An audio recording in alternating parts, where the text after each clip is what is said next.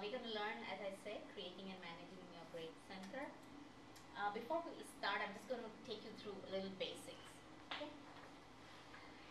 Now, what is a grade center? In an online environment, it helps you record your grades so students can go at any time and look at them and see where they fare, at what point in time, what grade they have so far, and how they need to work harder or work maybe lesser, towards this particular course to, get the grade that they require. Okay, now one thing you have to remember, as soon as you create an assignment or a test or even a discussion, Blackboard automatically generates a grade column in your column. And that forms like a link between the content that you're going to grade and the column. But if that link is broken, then it's not going to automatically grade it. Okay, so especially for tests, as soon as you set up a test, it's going to create a column and all the things are going to be there. But if you think that you don't like that column, the title, you can always change the title, but you cannot create a new column for that because the automatic grading will not take place. Okay, and I'll show you how to change the titles, and I'll show you how to manipulate all that. Let me write down all I need to show you.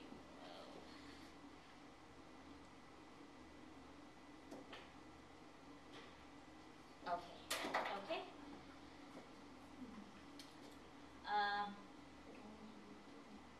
Now, when you type due dates, what happens is the due dates appear in to-do lists and alert modules for students, but alert modules for faculty. So whenever you put a due date to anything, it shows up for to-do stuff in your home page. Do you see those modules?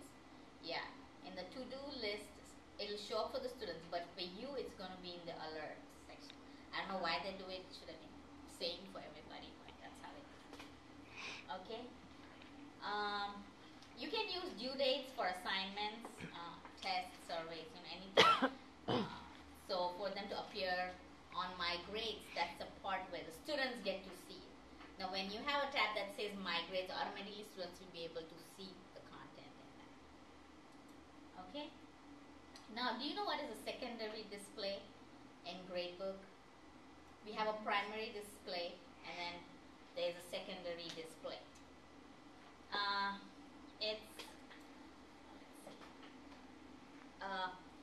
If you set up your primary display as score, then you see a score. If you set it up as percentage, it will show you percentage. If you set it up as grade, then you'll see just the grade, like A grade, B grade, C grade. But your secondary display is something that only you will get to see. And you can set it up as, so your primary, you can set it up anything that you want only the student to see. But the secondary display, you can set it up as maybe a percentage or score, or if you set it up as a grade for student, like A grade, the student just knows that they have an A grade, then that's good. They don't have to calculate, they know what they're making so far. But for you, you want to know how much they are making, what range they are in. You can put percentage for yourself. So in bracket, it'll show you the secondary grade is going to be, a score or something. The students will not get to see that. Okay, exempt feature. Do you know what is an exempt feature? Okay, now if you have students, if you give them two assignments, so supposing this is assignment A and this is assignment B, and both of them together should be 100, total should be 100 points. So if you cannot assign 50 and 50 here because this assignment for this week one is 100 points. But you want to exempt, they either can pick this and pick this. So you're going to put 100 points for this and 100 points for this. But in Grade Center, it'll add both and it's going to be 200 points for week one. So what happens in exempt grade is, that's if you want to do, it's too much of headache because you'll have to go for each student who has picked assignment A and you got to put exempt for B for that. So Janice wants to do assignment A. You got to go to her grade and say exempt for this one. and she picks this one, so you have to put exempt her grade for that. So now their total will end up as 10. I mean 100. Sorry. Okay, let me explain to you once again. So you have week 7, and that's going to be 100 points for the assignment. Assignment A column. Okay, it's 100 points. Or they want to do assignment B, and that's 100 points. But the grade center will show 200 points. Wrong, you don't want that to show. You want it to be 100, and to do that you exempt either of these grades. Make sense? Mm-hmm. By student? Yeah. Okay. Or you can do groups. You can set a group that is going to do only these, and then this group is going to only do this, and then you set them as so that. Okay, now downloading and uploading. You can download your scores into Excel or Numbers and other software just like Excel, but we all are used to Excel, so you can do that. You can upload or download, anything you can do. Okay. Now I'm going to show you how to upload and download, so don't worry about it. Now grading criteria. How does everybody use their grades? How do they, how do you set up your grades? Is it points, percentages, or how do you set up? You do points and percentages. How do you do? Both. Both. More or less. Usually I try to stick with points. Okay, and what about points? The instructors in my classes, they only use points. Okay, all your classes. Yeah. Okay, and you're doing instruction design. Yeah, technology. Mm-hmm. Yeah. But even my psychology class I took, my research class, and a lot of the educational courses, they only use points. Okay, the thing is, it's when you talk about points, it's easier because you don't have to do mathematical calculations. Students are going to keep asking, so what am I making? So what am I making? So what am I making? If you have points, they know so far they have had week 1 was 100 points, week 2 is 100 points, so they made 70 on both. So their average is about 70. So for the next assignments, they need to work harder and get 80 or 90 to make up for that gap to get an A grade. So it's easier for them to just add than to do the multiplication and get the percentage. They just don't understand the concept of percentages. Many of them. Because some of them are in art, some of them are, and they just don't want to deal with mathematics. So it's up to you. You can simplify it as best as you can. I know sometimes there are government laws and all, but they're all becoming flexible now because they understand in online environments. So if you have to use percentages, then go with it. But if you can, try to narrow it down to points to make it easier on you, because then you have to go and weight your columns, and you have to go and do these extra things, and it's headache for you. So if you want to reduce your load, then you make it points and add total, and that's about it. You just get the total of it. Okay, so when you give a criteria, make sure that students know how many points it is and how much percentage it is A grade, B grade. So give them this criteria in the syllabus. We have gone through several syllabuses and there is no criteria. This is very important. Students need to know how many points makes how many percentages. So please make it really clear cut for them so they know that 90% they'll make only if their total points add up to 200 by the end of this semester. So be very clear about this. If you delete this whole column, then you just have that, and the students should be able to easily understand it. And that's what we had. We did not have any percentages. We only had the points. To get an A, 180 to 200 points. B, 160, 179. Yeah. And to me, it was very easy. I knew what I was shooting for.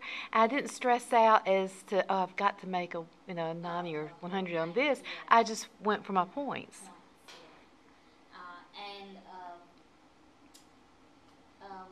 What was I going to say? Make sure you have it really clear. You need to tell them exactly in your syllabus. Let's see if I have it here. Do I have a syllabus here? No, I don't. But make sure you tell them exactly how many points they are making for each assignment. So week 1, if you have a discussion assignment and they're all graded, make sure you have that 10 points for these two for this week. So make sure you break it down too for them to understand it. Okay, and if anybody has a question, we can work on your syllabus. You can come to me anytime and we can work on your syllabus and then, make your grade center more simple. Okay, now weighting columns. This is a big thing for everybody right now. So I'm going to go a little bit in detail with this. Okay, so when you weight your columns, you have to do 3 steps always, because Blackboard, it's a automated tool, it's a computer, it has to be told what to do. So we have to tell it what to do, and that's how it will follow. Okay, so now if you have test 1 and test 2, you got to add them up and total them, total test. You have assignment 1, assignment 2, make sure, add them up, total them. Discussions, you have 5 discussions, add them up and total them. So you have 3 columns of totals. Okay? And now you weigh them. This is when you add your points or percentages to the 3 columns. Because these 3 columns have a total of all these grades. And that's when you weigh. Okay?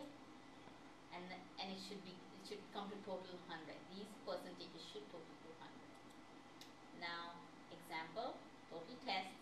Okay, test 1, test 2, 50 points. You want only 25% of that. Assignments, 1, 2, 100 points. But your discussions are only 10 points and they add up to only 50, but you want 45% of that. You can do that. That's no problem. As long as you're going to make 3 columns of totals and then weigh 25 to that, 30 to that, 45 to that, making 100. That's how you do your whole columns. Okay. Once again, you can have any number, 58, you can have 44 for your test, 101 for assignment 1, 92 for assignment 2. You want only 6 points, 11, 15, whatever points, don't worry, as long as you're going to make a column that says total and put 25. What happens if you put discussion 1, 6, and you put that points and then you drag that?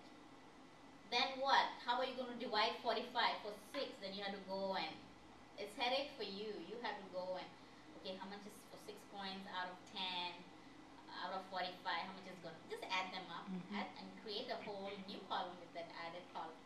And then just put the 45. Make sense? Okay. So now this is going to be your columns in your grade. So you tell students the discussion is going to be 1 for week 1. And for your 1 discussion, you're going to get 5 points. Okay, and that's going to be 5%. So this is how you break it down in detail for students. Weekly discussions are going to be 10 weeks, and you're going to get 6 points for each discussion, and then 60 points total, and you're going to get 20% out of it. It's assignment. If it's a reflection papers are going to be for 5 weeks, you're going to have those, and 5 points, and total are going to be 25 points, and you're going to get only 5% is taken. So if you have all these detail, you may want to add all the points, create 1, and then put 100 points. Just add all these columns.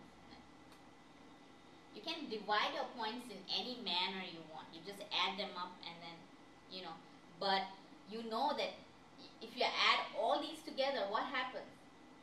You already have different percentages for each. So what you're going to pick? You're going to pick all the 5s, okay? All the 5s with 5 percentages. You're going to create this is more complex version I'm teaching you. So if you're not going to have a complex, you don't have to pay attention to this.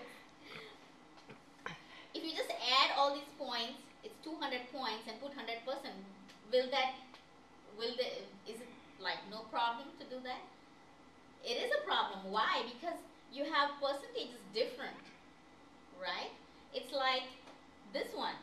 You're having only 10, but you're 45. This is 50 points, but you're taking only 25% of it. This is 6 points, but you're taking, these total are going to be 50, but you want 45%. So over here, you have to make columns. All the 5s with 5%. You add these 2 columns. All the 10 points with 10 points. Add these 2 columns. All the 25 with 10 10%, add these two columns. So your columns are going to be all different. So you have the yellow column, the red column, the gray column, the blue column, and the green column. Okay? So you're going to have how many? 1, 2, 3, 4, 5 columns. Make sense? Yeah, no? Let me know. I can go over it again and confuse you even more. Yeah, I don't think students would understand that if we gave it to them. Yeah. So what you do is you just tell them how many points. Just don't give them this. Just tell them that you have these are the points they're going to make period, and that's done with. So you don't give them the percentage. Make sense? Just do the points thing and finish up with that. So they know as soon as they add this week, I should make this much, to make an A grade. This week I should make this much to make an A grade. So they know exactly where they stand. And you can always hide the weighted column and keep it just for yourself to see how much they're making, if you want it. But it's too much headache for you because you have to think, and you're already doing so much for the student. You're working with soft charts. Some of you are working with integrity. Some of you are working with all these tools to integrate into, and then you have to do all these PowerPoint lectures. Look for YouTube videos for students. You're doing so much more work, and that's too much of headache for you. So think about it in those lines. Simplify your work and the students' work. The more simple, the better. Always remember, simple and easy is the best. Okay. Now, your grading criteria and syllabus. Be very specific. Tell them exactly how many grades they're going to make for everything. Supposing you have students that are going to make points in the FAQ room, the frequently asked question room. Tell them how many points they're going to make. They're going to make 2 points for, will be deducted if you go in the syllabus and don't find something that you're looking for, but it's already there. Tell them. If all the students find and then some student says, hey, it's there in the assignment, then you give them 1 point for answering this person's question.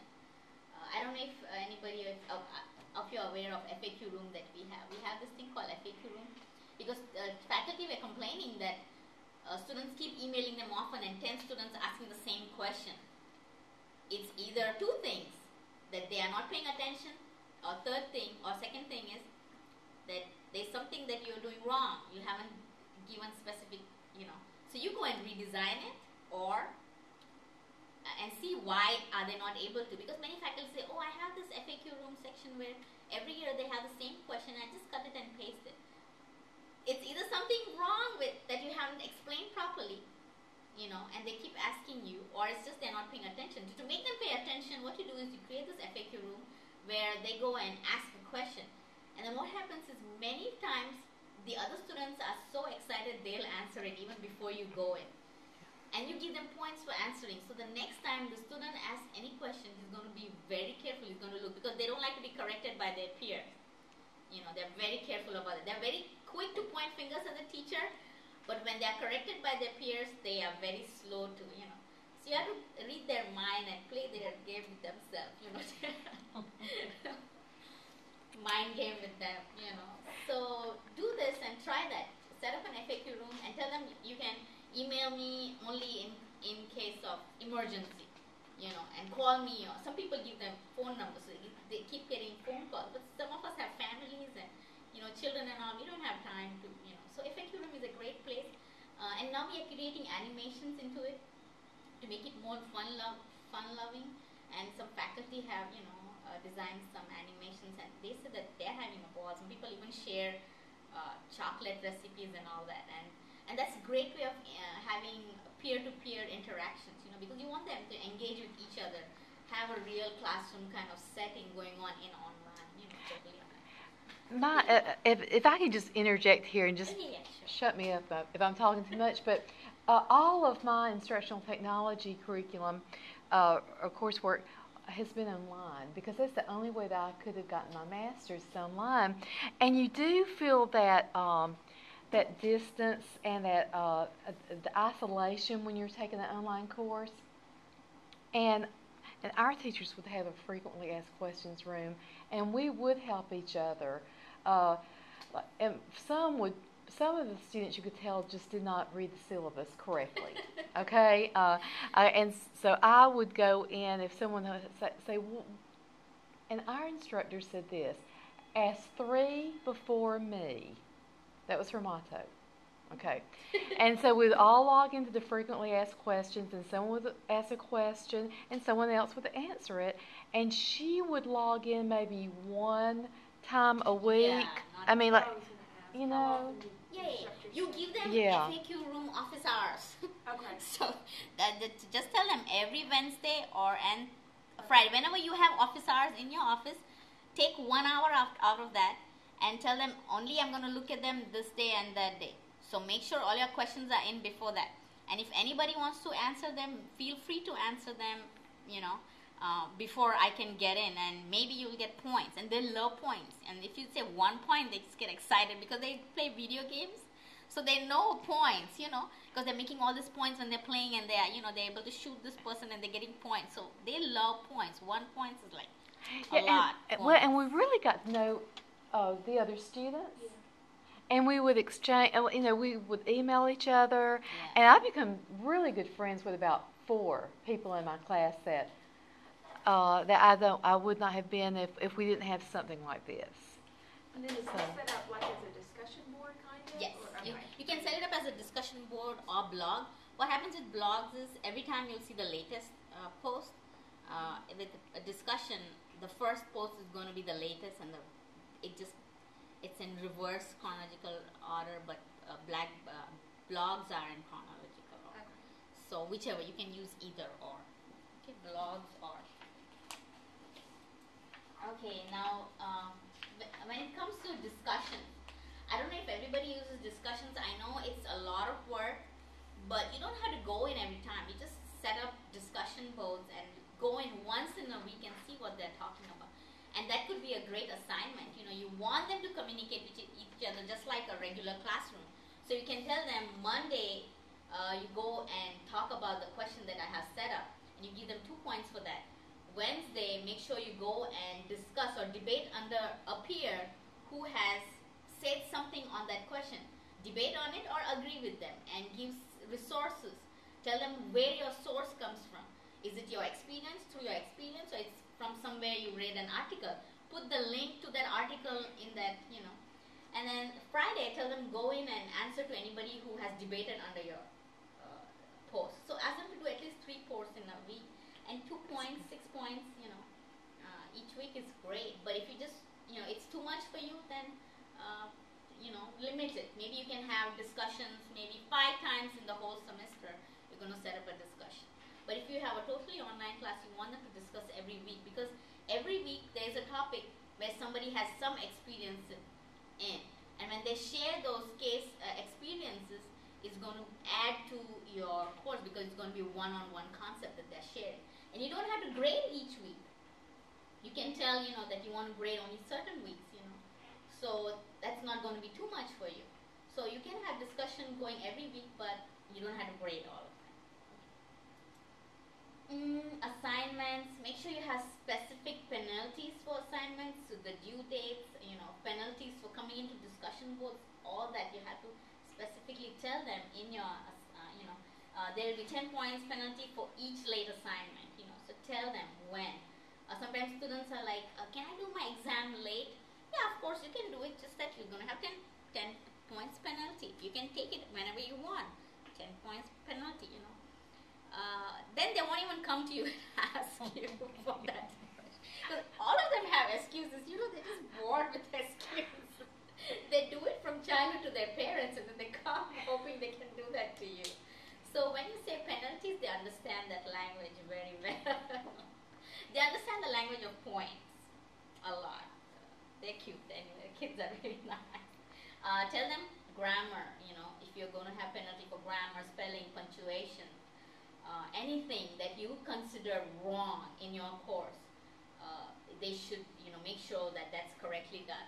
They cannot be spelling stomach wrong and they're in nursing, So make sure you have all these criteria for them. And tell them, if they don't know how to do spell check, show them, if you find a lot of students are making spelling errors, show them in a little screen step steps, tell them this is how you do it. Okay. Discussion board, again, penalty. If you submit late, 1 point. Failure to do 3 discussion. Profanity, they love profanity. And you need to discourage it if you think that's wrong in their field. Any assignment that you give is going to be something for their field, something that they're going to learn eventually. So if you think that in that field they're not going to, if it's going to be an artist, artists love profanity, then you can encourage it, you know. But if it's not going to be that, then, if they're going to go into gaming or movies, designing 3D animation, then you can let them have tattoos all over, encourage them to have, because the prettier tattoos, the more jobs you'll get, So you encourage things only depending on your course, but many times people don't like profanity, so discourage them, because when they go to interviews and all, you don't want them to use that. Okay? So that's my on Grade Center, and now I'm going to go and show you how to set it up in Blackboard, and I'm going to follow. All your PowerPoints are here in the handouts I've given you, and the steps are right here on page 7 for anything that you need to look. And at the end of the day, I'll take your names, and I've designed a course where you can go and pick up